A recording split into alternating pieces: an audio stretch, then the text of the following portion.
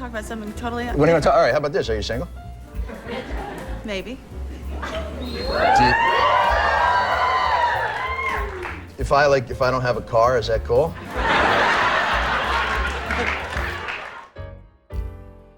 Jennifer Aniston's appeal isn't just about her looks or fame, but the way she makes people feel slightly flustered, amused, and clearly unwilling for the conversation to end too quickly.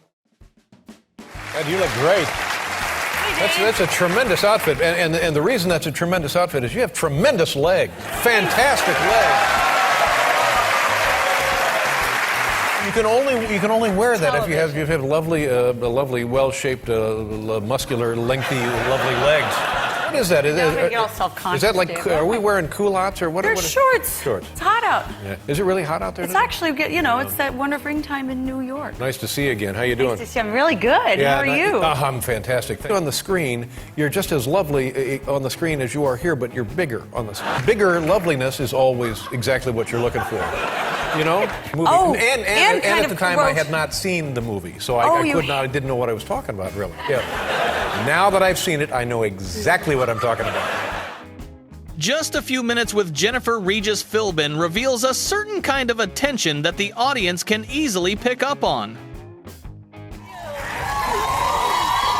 Look at Jennifer Aniston. Like a little 15-year-old, you know what I mean? You look terrific. It is so good. It's all so good right now. Thanks. Isn't it? Boys. We all got dressed up for you backstage. I don't know if you noticed. I love it, by the way. We wear our pajamas to work every day, but when you come, I swear, everybody brings their A game. You really wear your pajamas? Halftime, yeah. Oh, wow. Yeah, I can vouch. Picture on the cover, and I've never seen a star take the entire cover of Architectural Digest. Usually the architecture is the Exactly, star. yeah, but here it is. Oh, yeah, no, really. Great shot of you and of your new home. Yeah. Oh, here is the sacred bedroom. Whoa. Every night, Jennifer Aniston's right there. Right there, Jennifer Aniston. Exhibit is in this movie. He's one of your co-stars, and he was on the show the other day, and he said it was hard for him because the first day on the set, literally the first thing he had to do as part of his character was grab you and put a gun to your head and sort of throw you around, and he said he was freaked out. Yeah. He just really didn't want to do that. He really didn't, and he was so sweet. He just kept apologizing, and are you okay, are you okay? To the point where I was like, you really just got to throw me down. Right. You just don't, I mean, I'm okay. I'll let you know if it hurts. I could see. Yeah, moving on. Back to Santa. It's them, it's not us. Opportunity only lasts a few seconds, and Jay Leno doesn't miss it, especially with Jennifer sitting right in front of him. Do you want to have kids? Oh, I'm dying to have kids, yeah. Really? Oh, yeah. Love to have kids. It was so great, too, because when you're wearing this, it's 13 pounds. Right. You know, Big baby. Big baby. Yeah.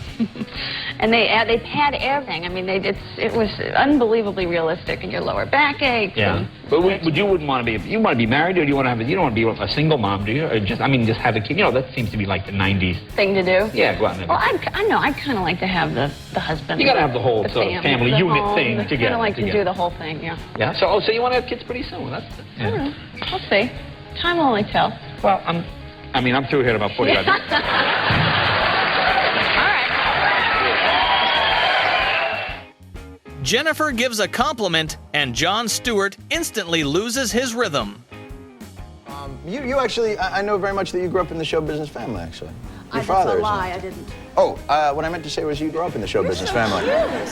What did you just say? You're so cute. We have to go to commercial break now. Because we're gonna make out. Sorry? Beautiful. Yeah, you they're. guys can't see from here, but They're fake. beautiful. They're not real. Yeah. I'm Saline. sorry. Did I throw off the whole little thing here? No, not at all. I was actually gonna try that on you. Oh, all right. You know what? These questions seem really lame, actually, after you just made a pass at me. So I really. I was about to go. So your dad's an actor, but now I really don't. Well, he is an You actor. don't have to. So we talk about something totally. When do you want to talk? All right. How about this?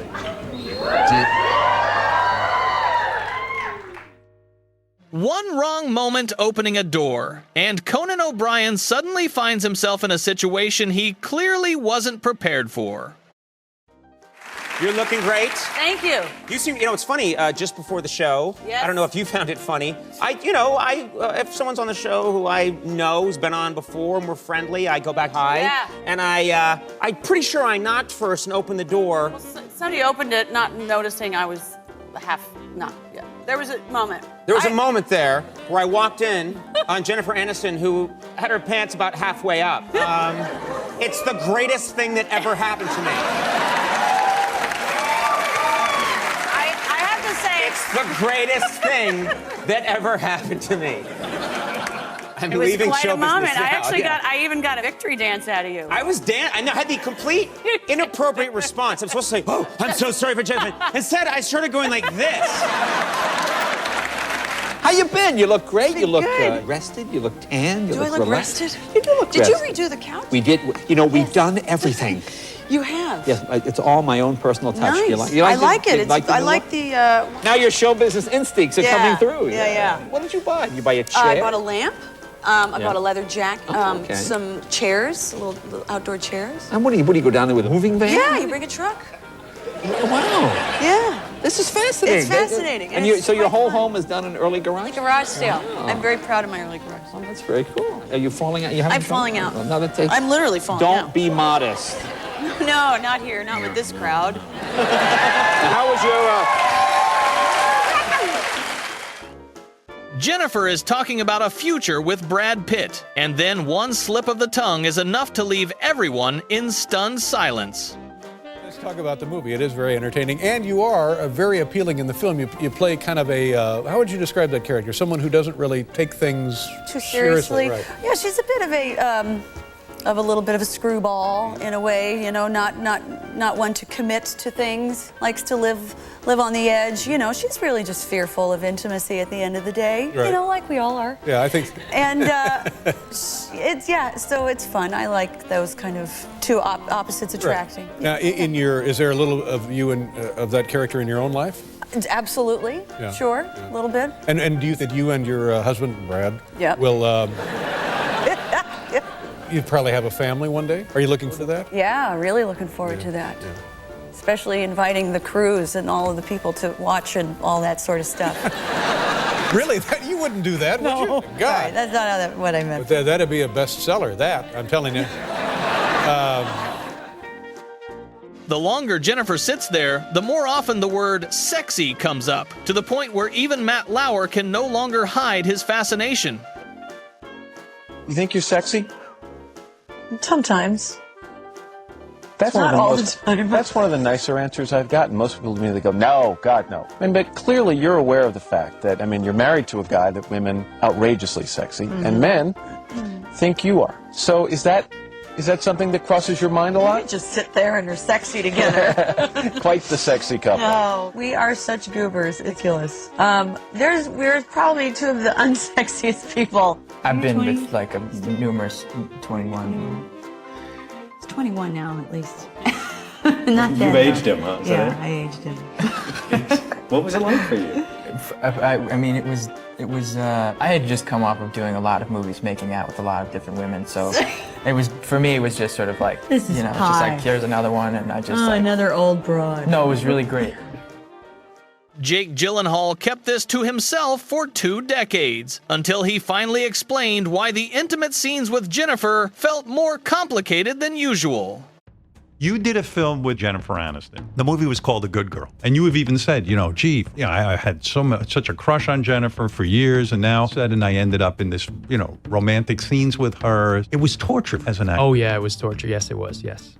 But it was also not torture. I mean, come on. It was like a mix of both. Did you say to Jennifer Aniston, listen, Jennifer, I'm not trying to be rude here, but if you're feeling something, protrusion or whatever, I can't control this. Protrusion. Do you have that conversation? I said it just like that. I said protrusion or whatever. Well, you're a gentleman, yes. Yes. Something out, which today, the producer who was talking to you said that you told him that you went to the doctor and you went to the eye doctor. Oh. You don't want to talk about this? No, it's just silly. Well, that's why that's cross-eyed. you're on I'm this cross-eyed. show. The doctor told you you're cross-eyed? But I'm looking at you, you're not cross-eyed. I always think very cross-eyed's slight. like, I love you, please. It's a little muscle thing. I mean, you don't look anything like this at all. No, it's when I do that. Yeah. That was evil and cross-eyed. But evil. you're, what is it you watch on TV now? Like, what's the show that you just... Guilty. I have those late night things, you know, like When you said late night, I got all excited No, for I a know, second. but then I was just thinking, because last night I was watching this. Forget it. This interview's over. I will say, had a crush on her and working with her was not easy. You know, yeah, that's all I'm gonna say. It was lovely. It wasn't hard. Jennifer tells the story as if everything is completely normal, but Conan's reaction shows just how quickly she pulled him into it. Good to see you. How are you? Good, thank you. Thanks for coming. You look terrific. Thank you. You look good. Do you ever take it out like camping or anything? Are you a camper? Yes, that's all you need. And you brought like a mochaccino maker or something? I brought everything. I was like, where's the outlet? Okay, what do you mean I'm wiping with leaves? What are you talking about?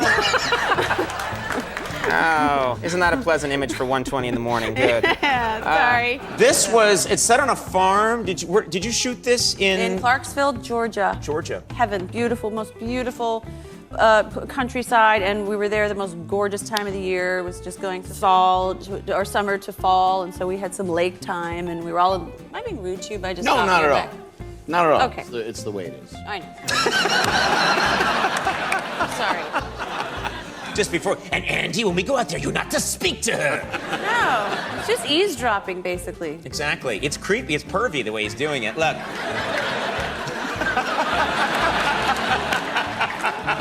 You go ahead and finish. Now, you were in England recently, and I heard. Now, you met Prince Charles? Yeah.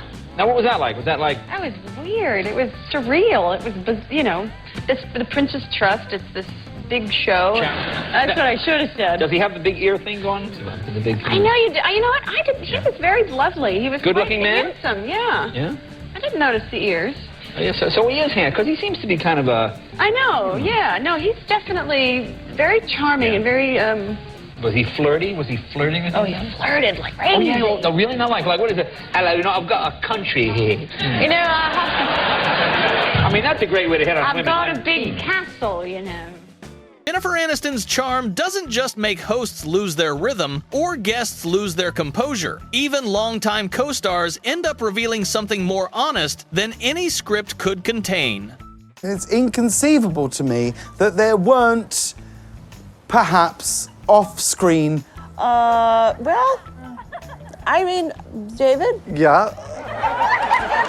I mean, the first season. Yeah, the first season, I had a major crush on Jen, and I think we both, at some point, we were both crushing hard on each other, but it was like two ships passing because one of us was always in a relationship, and we never crossed that boundary, you know, we respected that, but we both... Bullshit.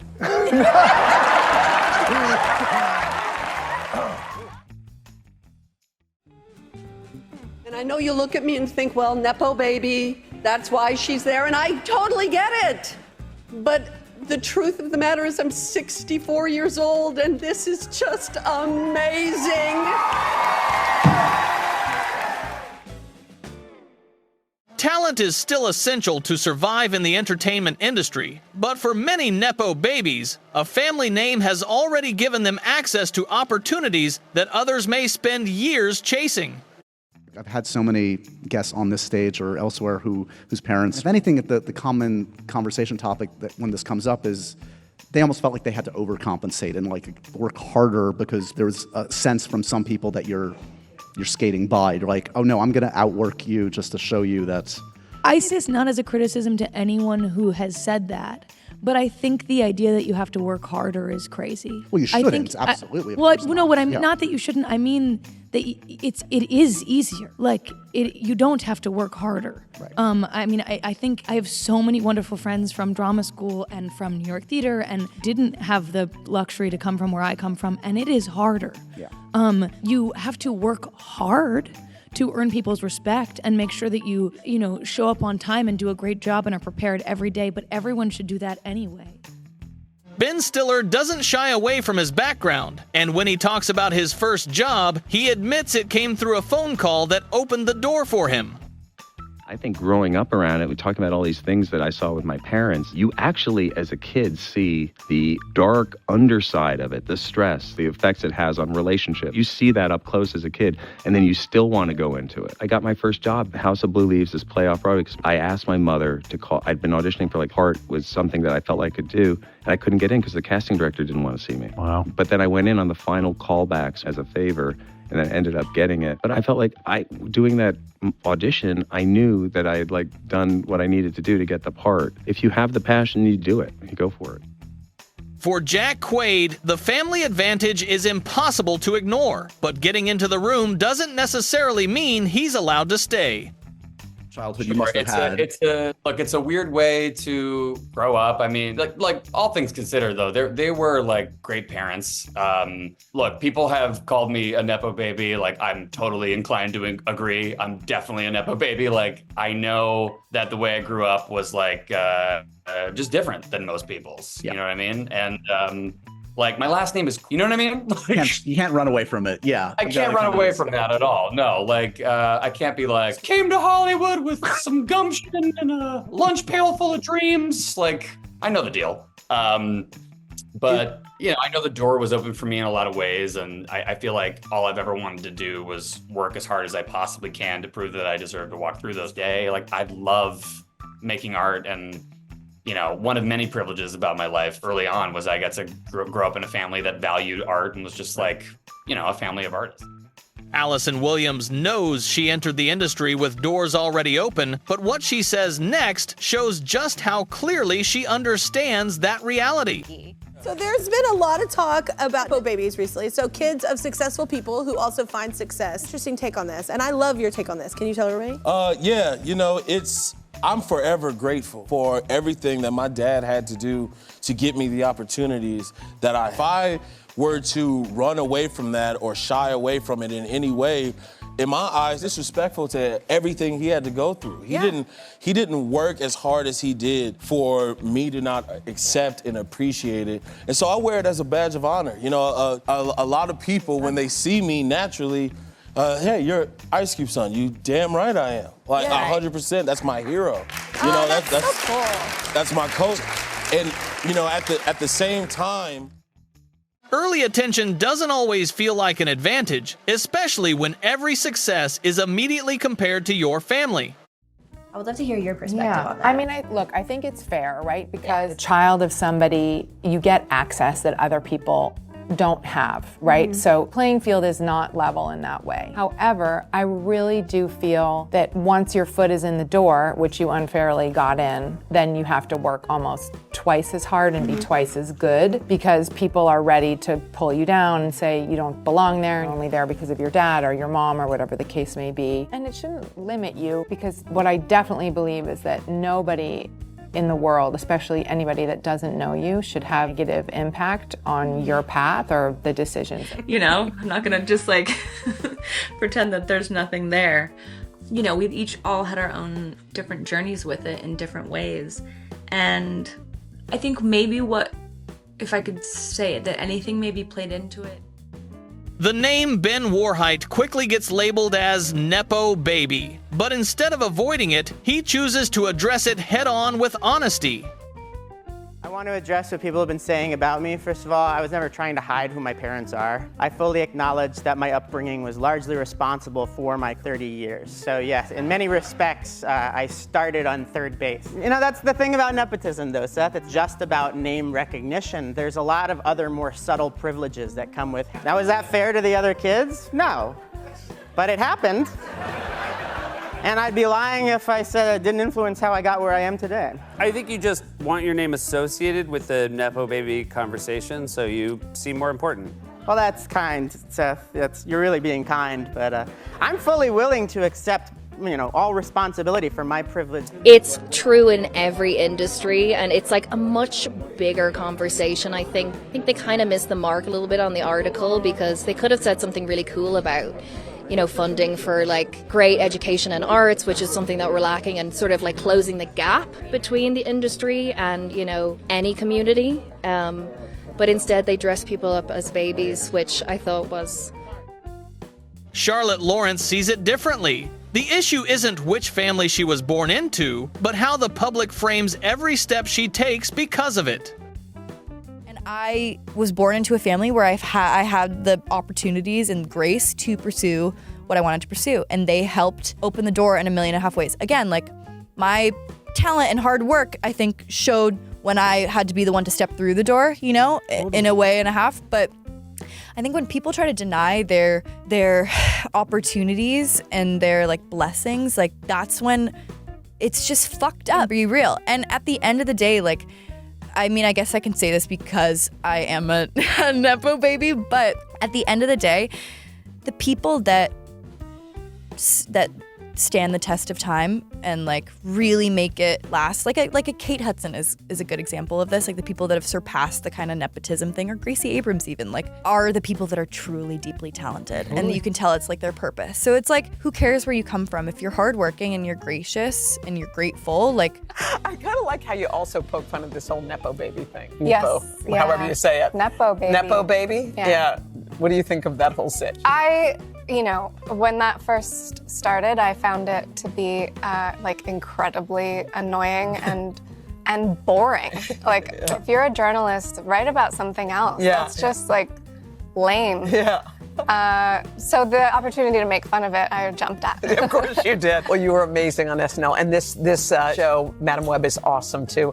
I'm so happy you're here. You're also just a nice person. I like being always here. Fun. I'll stay all day. Okay. When the Nepo baby label is placed directly in front of her, Emily Aylin Lynn doesn't dodge the conversation. She focuses on the part the public rarely gets to see. Nepotism a lot recently, right? And I think I got this question, like, what's it feel like to be a nepotism baby? And I was like, oh, it's so great. Because I don't know what I would have done. And I don't know, like, if nepotism, I think nepotism is weird, and it kind of has a weird connotation, because there's like, I don't know exactly what it means, because I think a lot of people think it's like, I guess you could answer this question, but does it mean like you just have like a famous like family member and then they like help you open doors, basically? Is that kind of what nepotism? Yeah. So my question to you is, like, is nepotism like the leveraging of the assets? Or the support? I don't know. I just think it falls in the same category of understanding that you have support in a way that others wouldn't to get into this industry. Or access. Access in my case would be the fact that my mother went through getting an agent for the first time. I didn't think that I could actually do it. And Did then your dad's success not inspire you at all? Well, he had like, it's weird success, right? This is the thing. Like, there's also a huge thing right now. Well, not even right now. For like the past 2 years, where everyone thinks that I'm a nepo. You're not. And I was like, someone should call my dad and tell him that he has any pull and sway or money somewhere. Like, someone should call him, okay? Because if they like came and looked at like the way that I was raised, and I was raised with my mom, which is a very different situation than my dad is. My dad, you know, has an old. Eva Amuri has never had to explain why the name Susan Sarandon follows her. What matters more is how she reflects on its real influence. You know, it is incorrect as a child of a successful person in any industry, but in the acting world, let's say, to say that having parents who are successful in that industry does not help you in some way. It's incorrect to say that. That's not real. Even if it is as small as just having access to that world, having a leg up, having an understanding of it. And then of course, you're around the industry, you have a greater access. That really doesn't, in my experience, exist. You know, like, so I think, you know, I've heard different people say it as, you know, it definitely opens so many doors, but like to stay in the game, to stay in the room, you have to bring it. That's you know? on you. And that is on you, I think, at the end of the day. Getting breaks, I would say not exactly.